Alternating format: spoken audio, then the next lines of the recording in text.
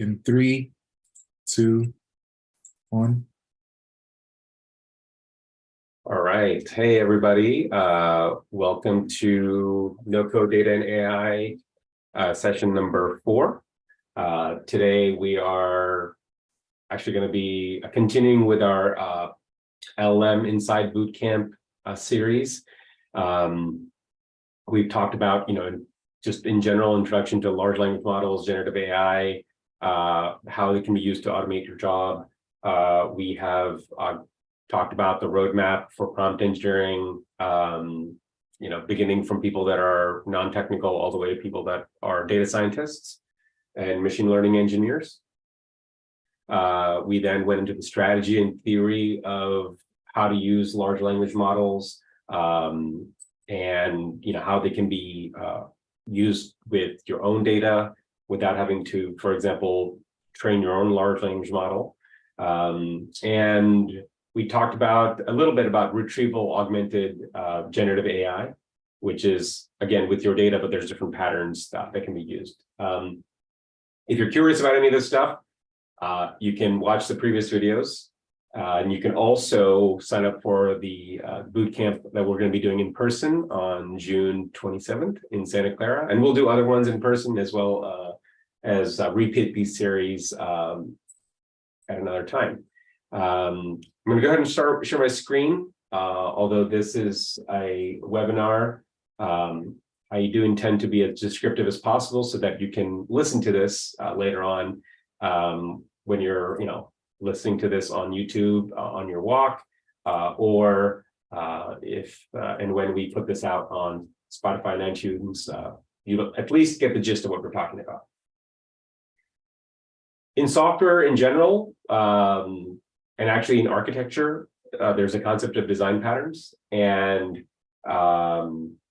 in user interface, engineering, interaction design, there are also patterns. And today we're going to scratch the surface of what that is. Good interface can help a user meet their goals, basically. It doesn't always have to look like a ChatGPT interface if we're talking about large language models. It can be somewhere between an assistant and a tool, or somewhere in between. Shameless plug about our company. We help companies build scalable, global, real-time data platforms that connects their systems together and gives their users and employees a great experience. Feel free to find out more about us at kono.io, where we're doing some large language model training and consultation, as well as anant.us, which is primarily data engineering, data architecture. If you're interested in the bootcamp, the upcoming boot camps, we will drop a link in the chat for the one that's happening in the next few weeks in Santa Clara. And if you can, Akwi, I'm going to put this in the chat, if you can put it into YouTube chat for me, please. And if you are interested in a discount code, please reach out to us. You can leave your email in the chat or comments. And remember, this is happening in the next 2 weeks. So if you watch this video later on and put it in there, you're probably not going to get a discount code for the one on June 27th. The kono.io/bootcamp URL is for people that are interested in upcoming workshops and bootcamps. It's an opportunity for you to give me feedback on what you'd like to have covered. It is a comprehensive bootcamp, which is there we go. Which is going to cover strategy and theory, design patterns. We're going to talk a little bit about design patterns, the language user interface aspect of it today, at least. We're going to look at example, no code and code large language model stacks that you can take away and use in your own project or company. And finally, there's going to be a hands-on guided component to actually build out your own chatbot with your own data. And we're going to make use of a lot of these logos you see on the screen, but If you have a suggestion, fill out the survey, and I'll send that link as well. If you could pass this along, for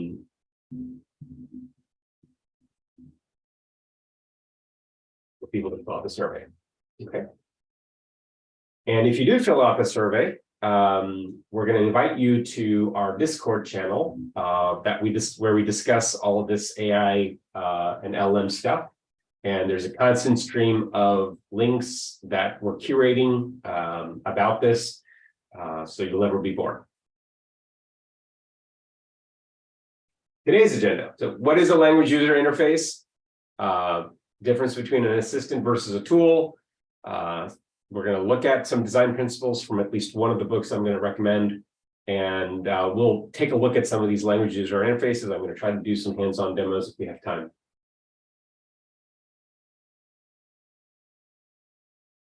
Language user interfaces are in the context of human-computer interaction.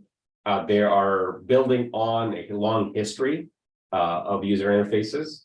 And when we talk about LUIs, or language user interfaces, as assistants or tools, it's really to understand the constraints, which we'll talk about later, and affordances, which we'll talk about later, that are available to you when you're using an assistant or a tool.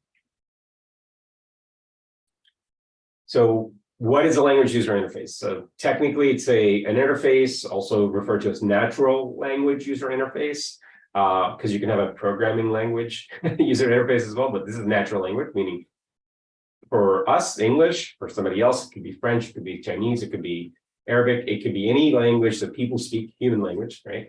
And it's a type of interface that allows humans to interact with a computer using the natural language. There are different types of computer, interfaces, but this one is where you can use verbs, phrases, clauses that act as a way to command your software to control it, whether it's to modify data, to delete data, which is pretty much all of IT, right? Create, read, update, delete stuff from a database. But obviously that can be just the interface to what's actually happening in the background. Could be triggering a business logic, or could be sending an instruction to an IoT device, or it could be controlling maybe in the near future, a robot that's running around in your house. And then what is the main benefit? Well, basically, people can talk in the way that they talk to each other, hopefully, to computers, and computers can understand more about what needs to be done or what is requested, and give that back to the user. Computers are already very powerful. They can do a lot of things, but it's even better when you can just talk to it and tell it what to do.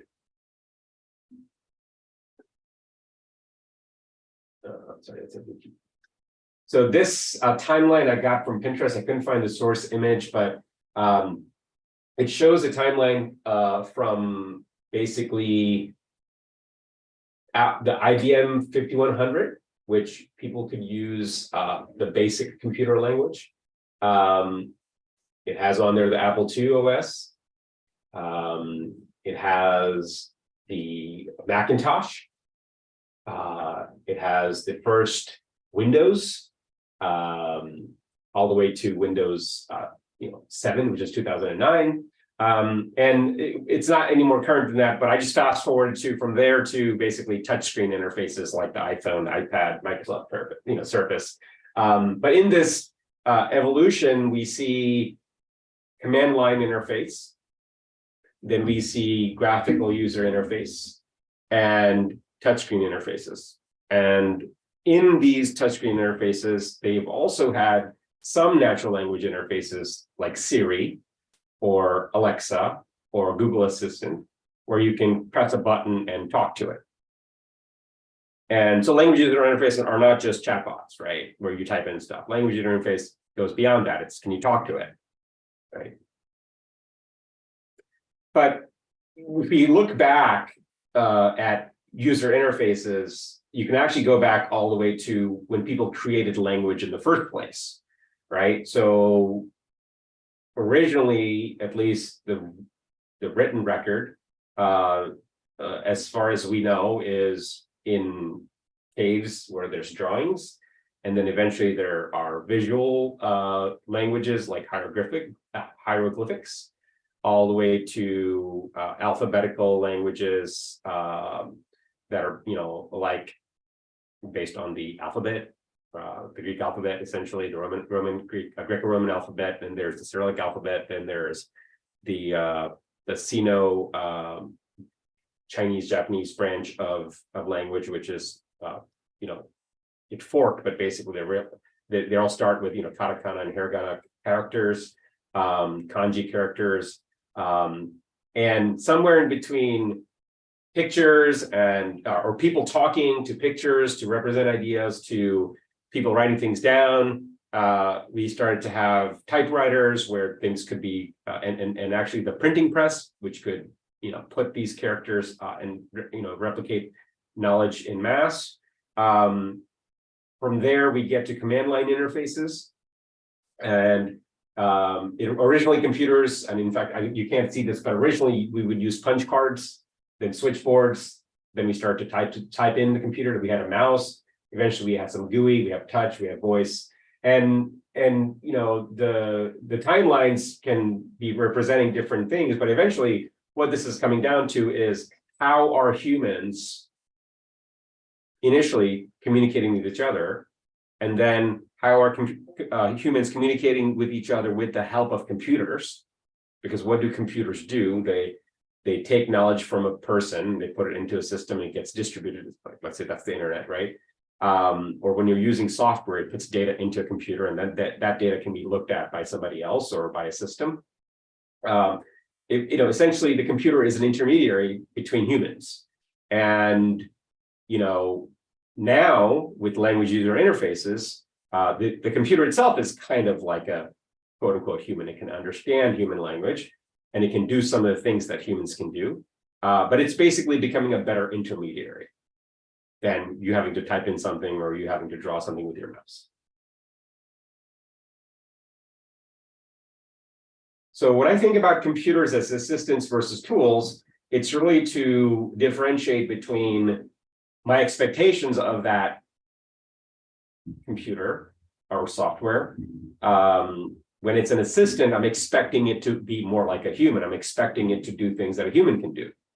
If I'm thinking about it like a tool, I'm expecting it to do some of the things that a human can do, but hopefully a little bit faster. And I'm thinking about it in terms of, I need to know how to use this as a tool. I have some knowledge on how to use this tool. I can use it. Okay. And then there's obviously somewhere in between. There can be tools that have assistant qualities, and we're going to look at some of those user interfaces. Or you can have assistant with tool qualities. You can look at those interfaces as well. So we'll dig deeper into assistant versus tools in the realm of natural language user interfaces. We'll look at some examples of LUI assistants and as well as some LUI tools. So in the LM world, if you're thinking of an assistant, you're looking at basically, it helps people by responding to English language. And, before ChatGPT, Siri, Alexa, Google, they all have their own large language models to be able to understand when you talk to it, right? It was a big deal when you could just say, hey, Alexa, add this to my shopping cart, right? Or hey, Google, put this on my YouTube. I have a Google device, right? Okay, playing recommended YouTube videos. Hey, Google, stop. See, it's listing it out for me. And basically, it's just a way to talk to it. Obviously, if you're using, let's say Windows, you can actually talk to Cortana via like a chat window, or even Alexa app can do that as well. But it's it's either you're talking to it or you're writing something out as if you were talking to a human being. And then we have tools, and these are AIs that can basically help with specific tasks. So like Google Translate or content generation or code writing, right? So some examples of this are, like I said, Google Translate, Writer, which is a content generation application. Jasper and Copy AI are very similar to that. And then there are tools recently that have added AI as a way to enhance what it can do. So Notion has an AI feature, which I'll show. Microsoft Office is starting to have it. GitHub Copilot, which will also show. And the main benefits are that what we were already doing by hand, the tool can help us do a little bit faster. It can take some of the load off of what we already know how to do.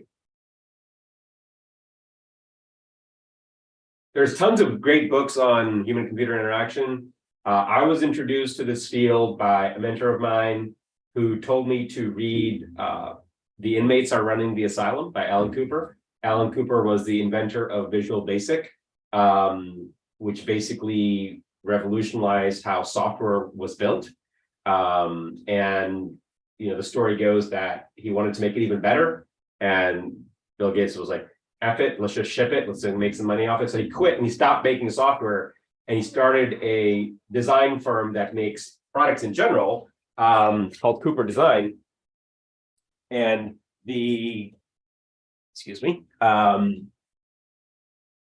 and he has another book called About Face, which I've read the first and second iteration. I think now there's a fourth iteration. But what Cooper begins with in hold on.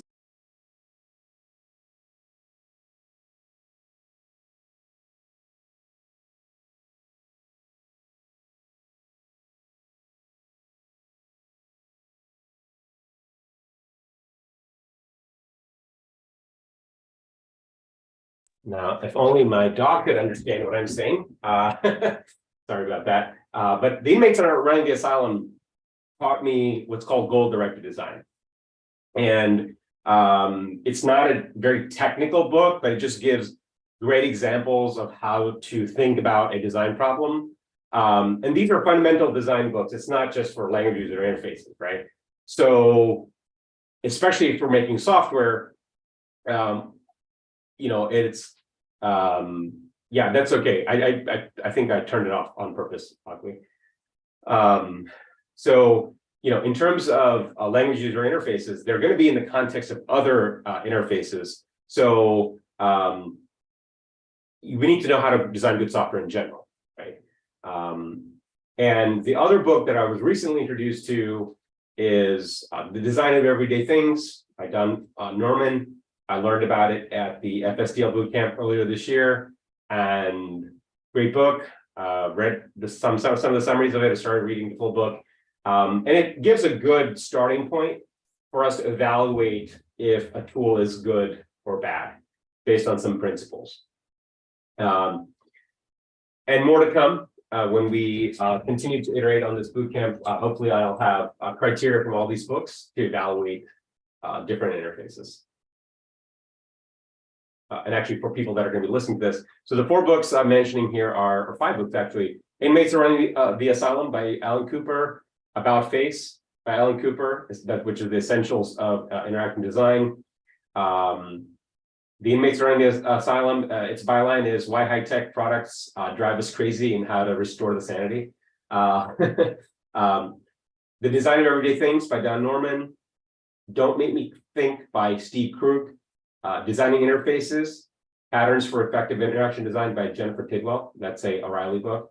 And again, these are not the only books out there. There's tons of books out there. There's tons of videos out there. But I feel that if you're going to go down the path of making good software for people, you should dive deep into some of the theory and understand, what people have already figured out, so you don't have to reinvent the wheel. This is a quick synopsis of one book, The Design of Everyday Things, and it talks about these 5 elements of good design. So visibility, which is, if it's visible, people will use it. So if you have icons that don't they're not super intuitive, then people may not be using them. So having labels on icons, or at least having the ability to turn them off if people get used to them. Feedback, making it clear if you do something in the software that something is happening. Right, whether it's a progress bar or a spinning wheel. Constraints, what's possible? So this is a sensitive issue because generally in a language user interface, if you can just tell it to do anything, because you're speaking in English, you're expecting it to be able to do anything, right? So whether it's implicit or explicit, being able to tell the person what's possible, it's important so that they're not disappointed. So, for example, when you started first using ChatGPT, it gave examples for what you could ask it to do. And then if you asked it to do things that were bad, it would say, sorry, I can't let you do that because, I'm a friendly AI, right? Mapping is about, do the features map to what's happening or what's changing? Like if you're pressing a button here, is that changing something over here? Or is that changing something here, right? Or making it clear that whatever you're doing is going to change something that you expect it to change. And we'll see some examples of that in some of the tools today. Consistency, is the UI consistent? The styling and the layout, but also internally and across applications. So if you have multiple applications, do they all behave similarly, whether it's with the button and styling and layout, or even with the language user interface, right? If you're a company like Microsoft and you're saying, oh, we're going to put quote unquote Copilot into all of our software, I would expect that Copilot works similarly across PowerPoint, Microsoft, Word, Excel, etc. Same thing with Google, right? If they start to put AI into all their tools, I would expect it to act and similarly across the apps. And of course, in the app itself, some consistency for how, to know I'm using an AI feature. And then finally, affordances. These are indicators specifically on things to suggest how an object can be used. So a simple example is that when you put your mouse over a link, there's an underline on it.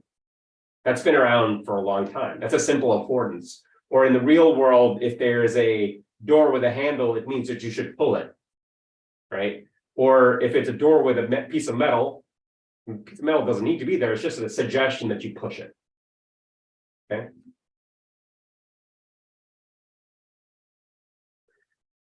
And although I have screenshots, I'm going to open these up and walk through them. So for example, visibility, right? So in the user interface, is it clear what you can do? So for example, there's a button in ChatGPT that says new chat. That means that if I put my mouse over it and click on it, it will make a new chat window, or it'll make a new chat session. In another app, for example, after I ask a question, it's telling me I can ask a follow-up question. And I can either type it in or I can press Control K and I can get right to that text input box. And then in ChatGPT Plus, at the very top, you can choose the different model. If you put your mouse over over GPT-4, it gives you even other options. So, and that's actually an example of an affordance as well. But the point is that it's visible. I can see these buttons at the top. I don't have to go find it under settings. It's just there. And I can put my mouse over it and I can see what's there.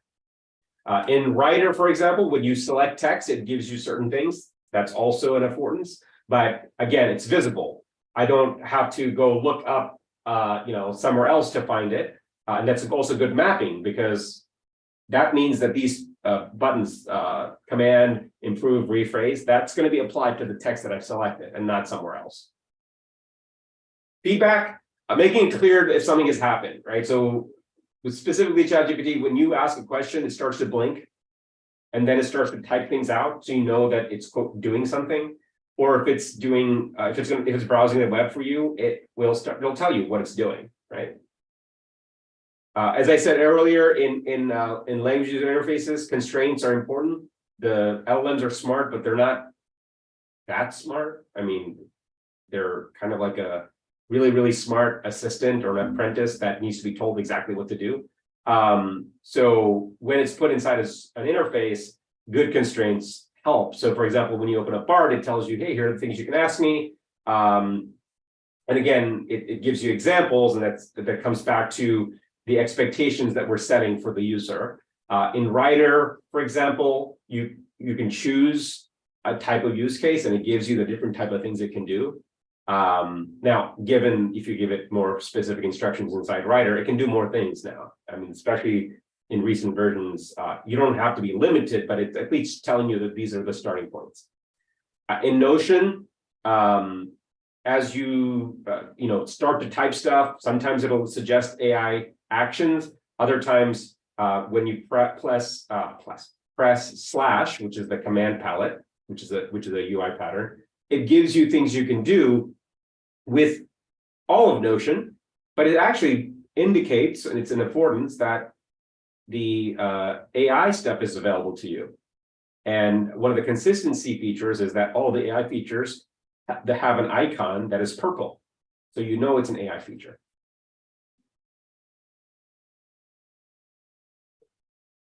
Mapping, as I mentioned earlier, the writer example is really cool because it actually meets so many of the criteria. It's a good affordance. It tells you what's possible.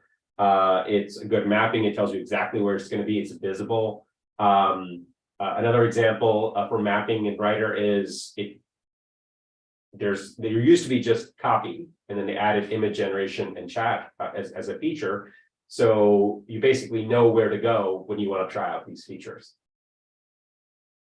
In Notion, again, as I mentioned, when you're starting to use one of the AI features and you can edit it shows you may not be able to see this, but there's a light highlight around the area in which you're going to implement the AI feature, whether it's to write a summary or to brainstorm for you, whatever it's on the command palette. You'll know that that's going to work in that box. It's not going to affect anything else. Consistency is very important. I already mentioned Notion has, across the system, anytime you see a purple icon, it's expected that it's an AI feature, right? Whether it's to create content inside your note, or when you're adding a feature, when you're adding a property, you can say, fill this property with this automatic summary, or fill this with a custom autofill where you can describe what to fill that particular property with.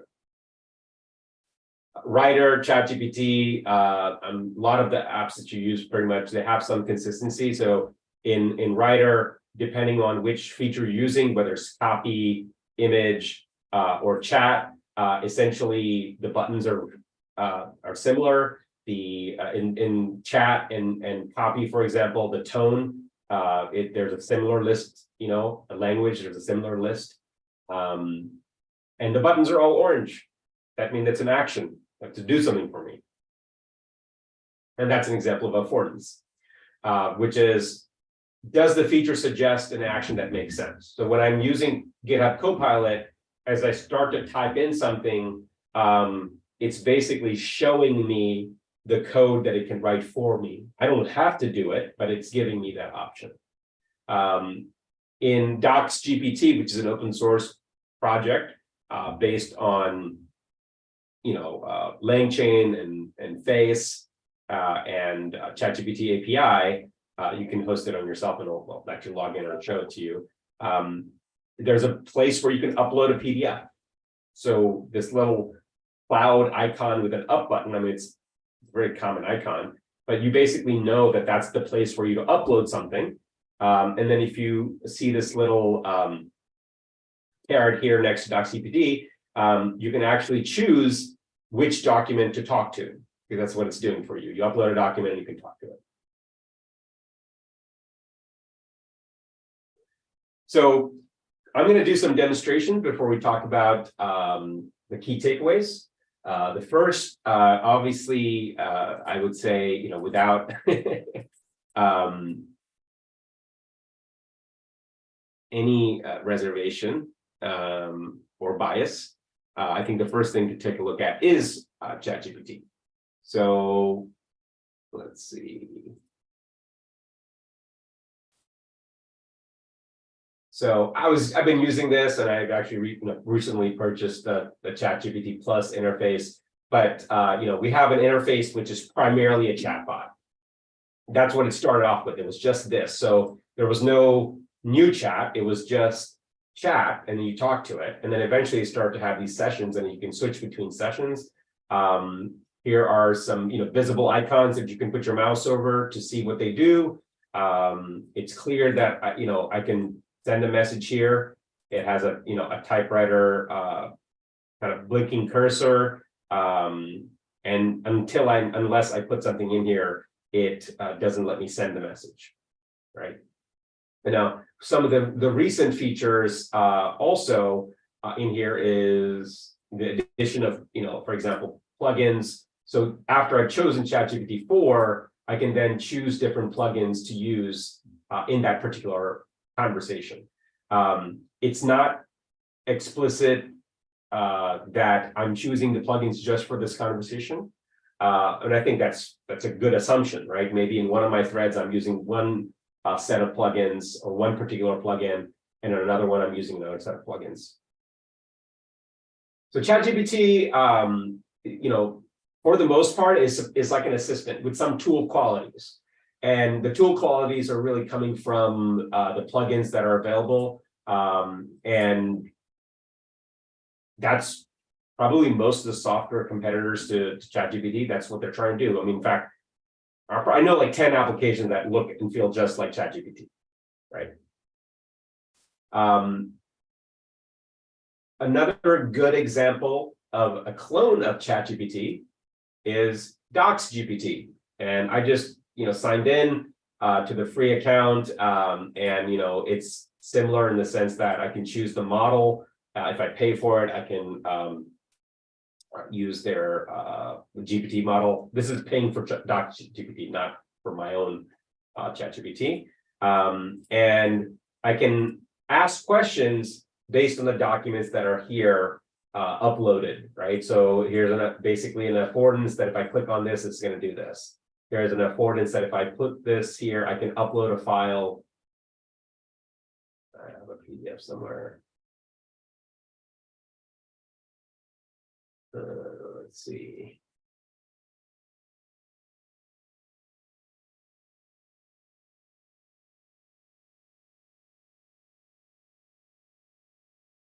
Yeah, so I'm going to upload a PDF here. And it's from Seth Godin's masterclass, and I'm going to ask it some questions. And what it's saying, it's training. It's not really training. It's actually indexing it by embedding the contents so that I can talk to my document. So I have chosen my document, and I can say, what are the main principles of marketing according to Seth Godin's masterclass? And it's telling me, for example, something is happening. It's starting to type it out. And one of the things that it's actually telling me that it's not a person, that it's more like a tool, is that they have a little dinosaur, right? They don't have an icon of or an avatar of a person. So my expectation of this is that it's more like an assistant and has some tool qualities, right? The tool quality is that I can upload documents and I can talk to my documents. And that's the constraint, right? And in this case, it's not supposed to be exactly ChatGPT. It's supposed to basically be giving me the ability to talk to my own documents. Okay. Another good example, as I mentioned, is Notion, which I'm gonna clear my doc here so you can see. So in Notion, you have essentially pages and databases. That's basically what it comes to. There is a quote unquote database of an inbox for me. And if I want to add something here, I can just start something. I can say, think about different user interfaces for the app, right?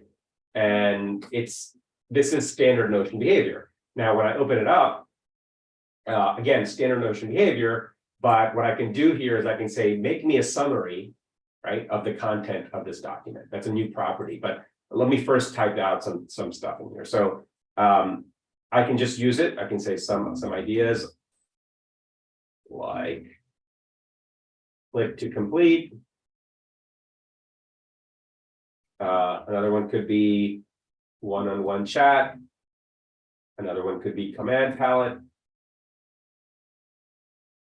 And let's say autocomplete. And so these are some of the common language user interfaces. And if I One, I can ask the AI to change the tone, make it shorter, explain this, find action items, right? And I know these are AI related items because, well, first of all, I said ask AI, right? Now, if I press slash, I can do a bunch of stuff with slash. This is a command palette where you have, for example, I can type in the code, right? And it'll be a code block, or let's say mermaid, right? And it's basically the mermaid diagramming widget in here. And it's clear to me, it's very clear that when I'm starting to use Notion, I have the option of doing things as normal, or the option of using the AI features in here. And that's where Notion is a tool, and the AI features are basically making it a better tool.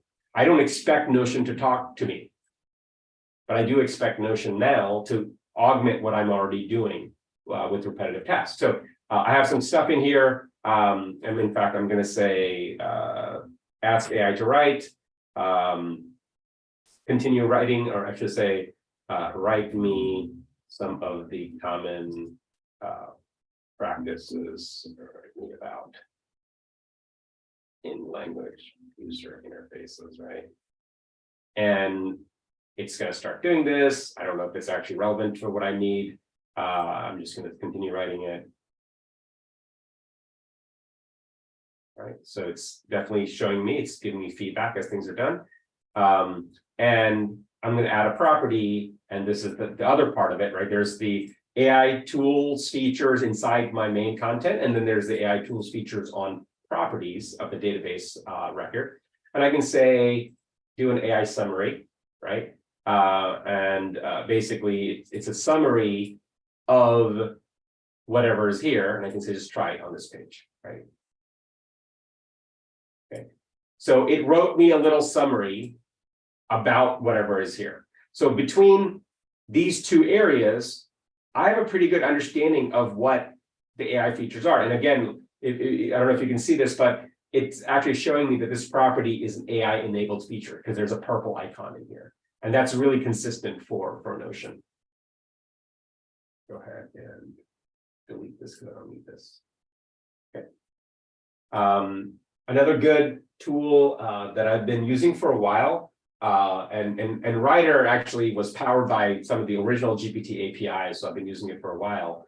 But you know, I'm going to make a new document, and we'll just say language user interfaces, right? And in the new document, I can either start writing things, or I can go in here and say, write me a blog idea, an outline for language user interfaces. And I want 2 variants, and I want medium, and I'd say write for me. So this action button, there's a little wavy thing that's happening, meaning it's doing something for me. And until it's done, I can just kind of go chill. And here it is. So it gave me 2 outlines. And then if I select something, great mapping, it's showing me exactly where it's a good affordance and it's a good mapping, that when I do this, it's not going to affect something down here. Right. And I can use it just like any other editor, right? These are common to most text editors, rich text editors. All of these things are standard. I can use it like a text editor, or whenever I select content, I can use it as a tool. And there, you know, as far as the copy tab is concerned, this is basically a tool. It's helping me do something. Now, it does have features like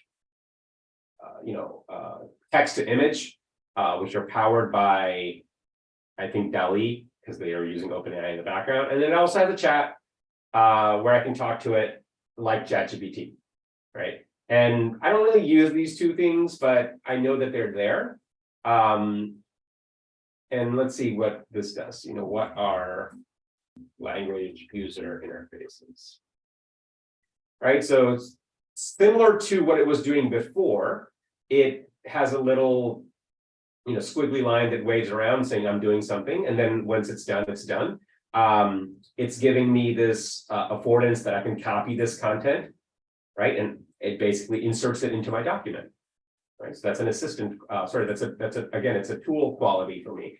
At no point is there an expectation where I can say, write me a blog post with 20 bullet items, and then I don't have an expectation that it's going to do this for me, right? My expectation is when I do this, it will give me something here, and I'm going to have to copy from here and then paste it here. Okay. Great tool, really, really affordable. There are other tools like Jasper and Copy that are way more powerful. But again, I didn't get it for,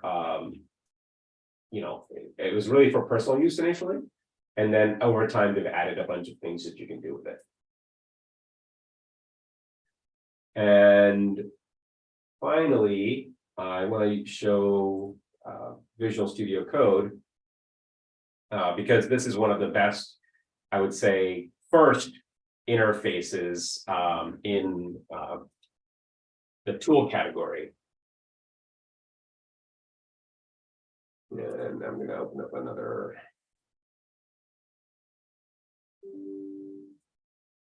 It's trying to connect to my remote workspace. So it's going to make a new window. Okay. So, Visual Studio Code is a power tool, right? It's not something that a normal business user is going to use. So there's a persona attached to it, which is it's a developer, tool. And well before GitHub Copilot, Visual Studio was very popular. So in this case, I'm doing what a developer would do. I'm going to say make a new Python file, and as I start writing this out, I can put a comment. I can say I need I'll say a Flask-based API that can read, write, update, or let's say create, read, update.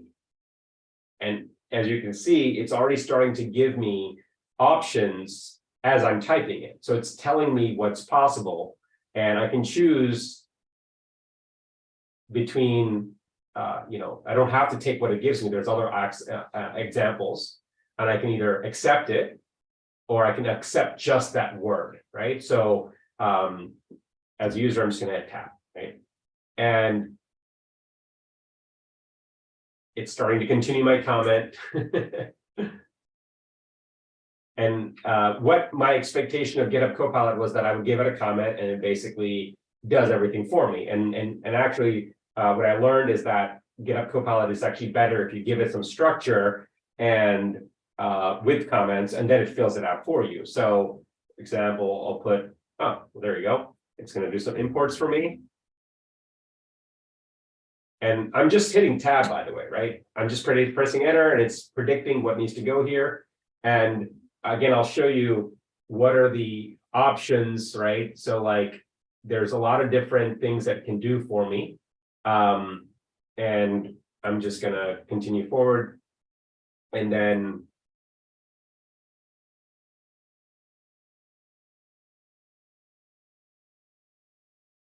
so I'm not going to go through the whole process, but GitHub Copilot's job is to just help me finish code, right? It's not doing the architecture for me.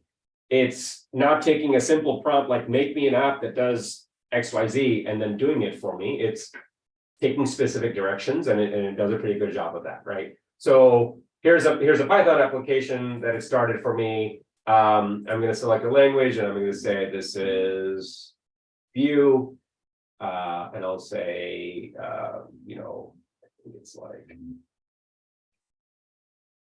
2-column layout with a grid of items in the right column, right? And I don't know how good it is with the view, but we'll see. I know it's pretty good with just basic JavaScript. And right here, it's kind of telling me that it's working in the background, right? But it didn't really do anything for me. I'll give it another chance. Yeah, it's struggling with Vue. I struggled with Vue. So we'll just do React TypeScript, and we'll say do column. I'll copy the same thing here from here.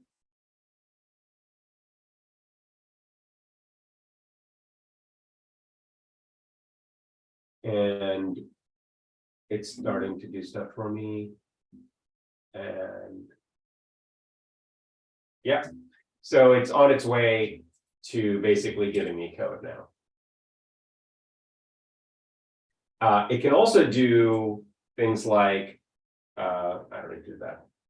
This is just TypeScript. I can say a function that reads from OpenAI GPT completion API and returns a promise. So it's more than just gonna do what I told it here. I can put different comments and it's going to complete that. So if I give it enough time, it actually will give me 3 examples of the function it can write for me. And oops, I can just tap. Right? So going back to our presentation to round this out, and as I continue to iterate on this, I'm going to expand on those 4 patterns, right? Click to complete, one-on-one chat, auto complete, and command palette.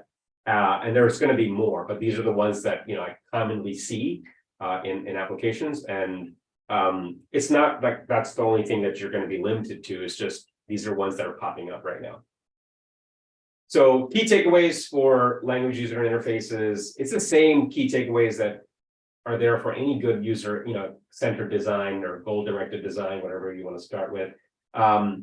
Who's the user, right? What do they know how to do? Describe, you have to describe a persona of the type of person that's going to basically use the software that you're creating.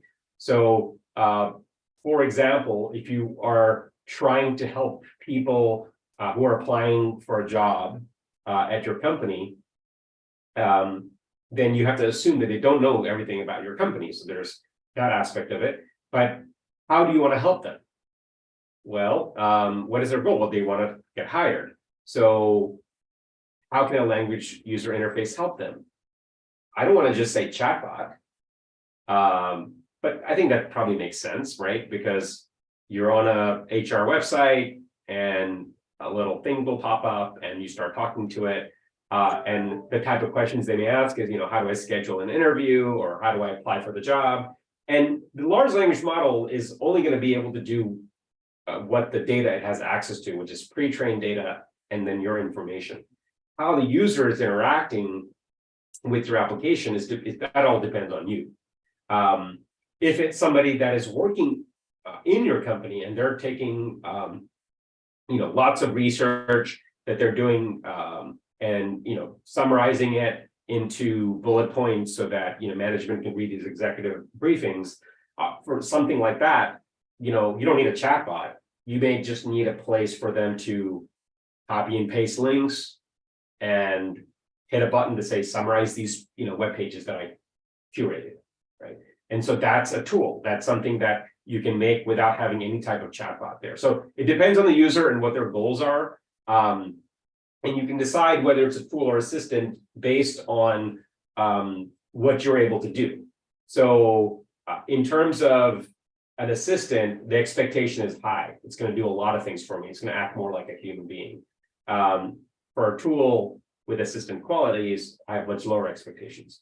And if your assistant, quote unquote, is pretty good, you may be able to enhance it with tooling that are like, commands that you can do, like in ChatGPT, I can choose different plugins. And design principles are always going to be important, regardless right? You can't have your main application in blue and light blue, and your chat application is like, you know, bright red. I guess that could be a command, color palette for your company, but you need to have interfaces that are consistent, and design principles are important. So that's all for today. And if you're interested in more stuff, you can hire us. You can come to some of our other webinars. There's lots of stuff on YouTube.